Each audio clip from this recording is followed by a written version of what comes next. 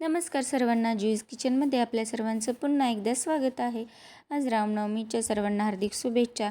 आणि त्यानिमित्त आपण बनवणार आहोत एक गोडाचा पदार्थ, तो म्हणजे गुळाची लापशी.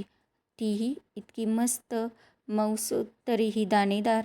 अवघ्या 5 ते 10 मिनटामध्ये आपण झटपट कुकरमध्ये गुळाचं पाणी आणि दुधाचं प्रमाण घेऊन कशी तयार करायची आहे ही लापशी, ती आपण सोप्या पद्धतीने इथे पाहणार आहोत.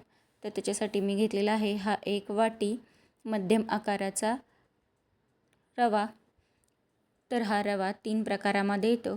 तर मी मध्यम आकाराचा लापशी रवा घेतलेला आहे आणि तो स्वच्छ धुवून घेतलेला आहे. तर इथे घेतलेला आहे कुकर गरम करून घ्यायचा आहे. कुकर गरम झाल्यानंतर त्याच्यामध्ये आपल्याला 3 ते 4 चमचे तुपाचे ओतून घ्यायचे आहेत. आणि ते तूप जास्त कडक गरम करायचं नाही. थोडंसं तूप गरम झालं की आपल्याला त्याच्यावरती ड्रायफ्रूट्स जसं की काजू, बदाम, चारोळ्या आणि पिस्ता आणि जर तुम्हाला आवडत असतील तर मनुके, हे सर्व तुम्ही या तुपावरती भाजून घ्यायचे आहेत. ते भाजल्यानंतर खूप खमंग आणि कुरकुरीत लागतात आणि जेणेकरून आपल्याला लापशीमध्ये खाताना दाताखाली आल्यानंतर ते खूप छान लागतं.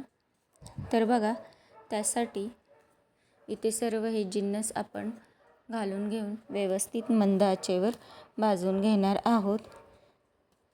तर हे भाजल्यानंतर आपल्याला लापशीचा रवाही याच तुपावरती भाजून घ्यायचा आहे. तर इथे गॅसची फ्लेम मंदच ठेवायची आहे आणि ते भाजून घ्यायचं आहे. आणि इथे ड्रायफ्रूट्सचा कलरही चेंज झालेला आहे.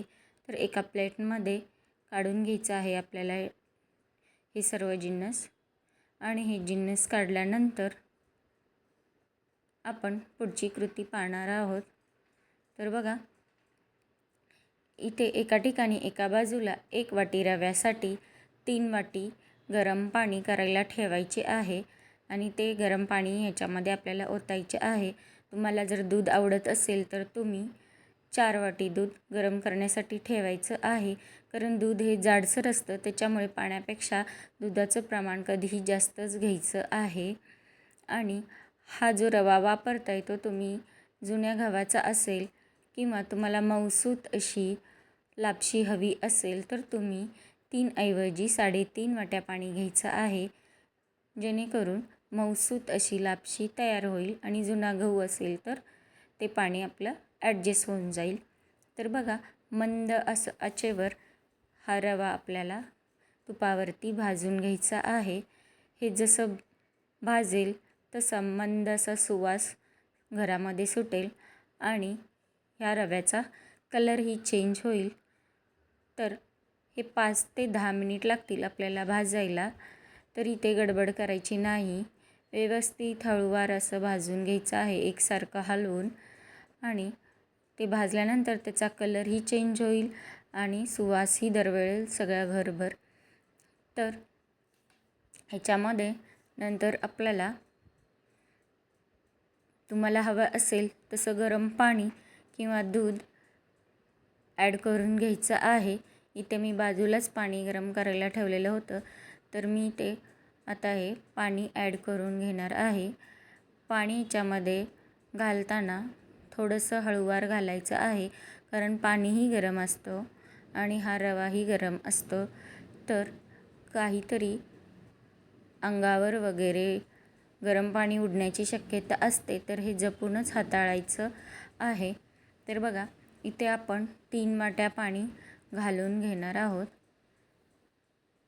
तर 3 वाट्या पाणी घातल्यानंतर इथे आपल्याला झाकण घालून हे 4 ते 5 शिट्ट्या काढून मस्त मऊ असं शिजवून घ्यायचं आहे.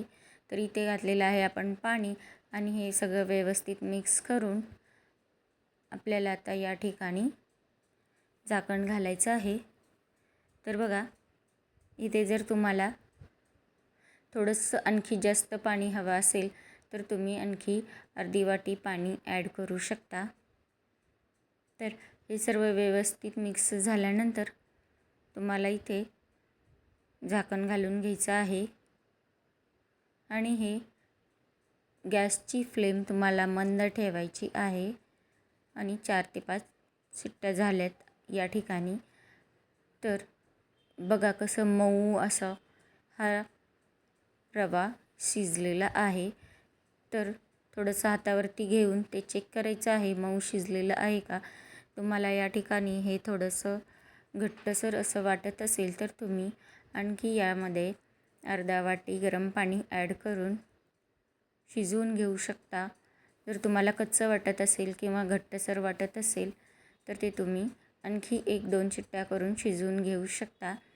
तर आता मी इथे 1 वाटी रव्यासाठी 1 वाटी गूळ घातलेला आहे आणि अर्धा वाटी खोबऱ्याचे तुकडे घातलेले आहेत. तर हे ओल्या खोबऱ्याचे तुकडे दाताखाली आल्यानंतर खूप छान लागतात. तर तुम्ही जरूर ॲड करा. तर हे बघा तुम्हाला या ठिकाणी गोड जास्त आवडत असेल तर तुम्ही गुळाचं प्रमाण वाढवू शकता. 1 वाटीसाठी तुम्ही ते 1.5 ते पावणे 2 वाटी गूळ ठेवू शकता आणि या ठिकाणी तुम्ही साखरही वापरू शकता. पण साखरेपेक्षा कधीही गुळाची टेस्ट खूप छान लागते. तर बघा गुळाचे खडे असतील तर ते आपल्याला पळीने व्यवस्थित दाबून फोडून घ्यायचे आहेत किंवा यामध्ये गूळ घालतानाच तुम्ही व्यवस्थित फोडून तो याच्यामध्ये घालायचा आहे आणि घातल्यानंतर जर खडे राहिले असतील तर तो व्यवस्थित पळीने दाबून या ठिकाणी आपल्याला सर्व गूळ विरघळवून घ्यायचा आहे आणि हे सतत आपल्याला हलवत राहायचं आहे जेणेकरून खालून करपू नये म्हणून. गूळ घातल्यानंतर हे मिश्रण थोडंसं असं सैलसर होतं. तर बघा हे मिश्रण सैलसर झालेलं आहे. सर्वत्र गूळ आणि खोबरं दिसत आहे. तर वरून आपण तळलेले ड्रायफ्रूट्स घातलेले आहे. इथे वेलची पावडर आणि जायफळ पावडर ही घालायची आहे. आवडत असेल तर सुंठ बडीशेपची पावडरही तुम्ही घालू शकता. तर हे आपलं खाण्यासाठी रेडी आहे गुळाची मस्त अशी लापशी. तर बघा मित्रांनो ते व्हिडिओ आवडला असेल तर लाईक करा, तुमच्या मित्रमैत्रिणी नातेवाईकांना शेअर करा. असेच नवनवीन व्हिडिओ बघण्यासाठी ज्योतिष किचन चॅनल सबस्क्राईब करा. जवळच असलेले बेल बटन दाबायला विसरू नका. तर चला नंतर भेटूया आणखी एका नवीन व्हिडिओसह किंवा नवीन रेसिपीसोबत.